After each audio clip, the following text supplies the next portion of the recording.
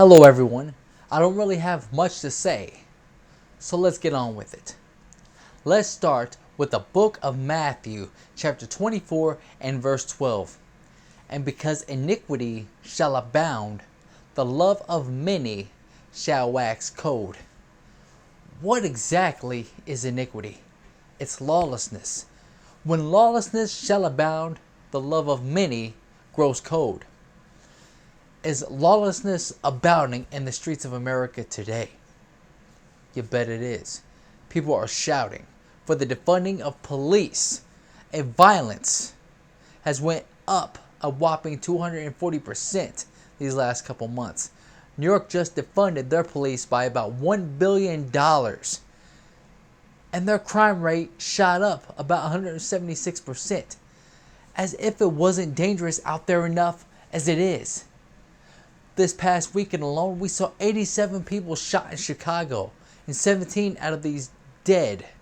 In the streets of New York, we saw 48 people shot and 11 dead. A 29-year-old man walking with a 6-year-old daughter was gunned down in cold blood. Can you imagine how traumatizing that was for that poor little girl? And then in Atlanta, we see the death of an 8-year-old girl. She was shot in the back in cold blood. Listen, 6 children were murdered this past weekend. The father of this little girl in Atlanta says, "You say Black Lives Matter, but you kill your own. When does it end? This isn't about race. It never was, and I am beyond angry at what is taking place across the streets of America today. I'm literally sick to my stomach over this animosity. Our enemies are not flesh and blood.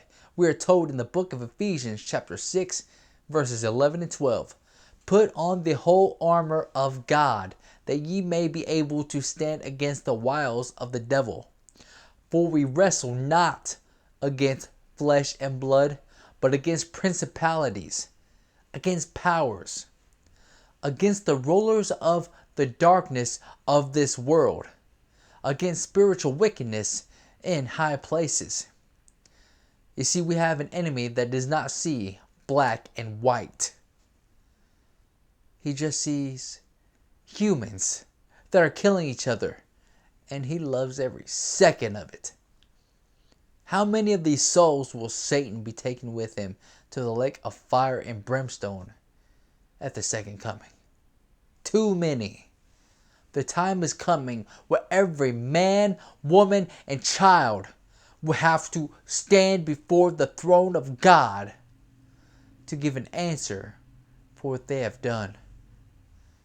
The book of Genesis chapter 6 and verse 5 says this, "And God saw that the wickedness of man was great in the earth, and that every imagination of the thoughts of his heart was only evil continually." See, this world doesn't change. We're seeing the same twisted hearts of men right now, 6,000 years later. The only thing that could change a man is the indwelling of Christ in the heart.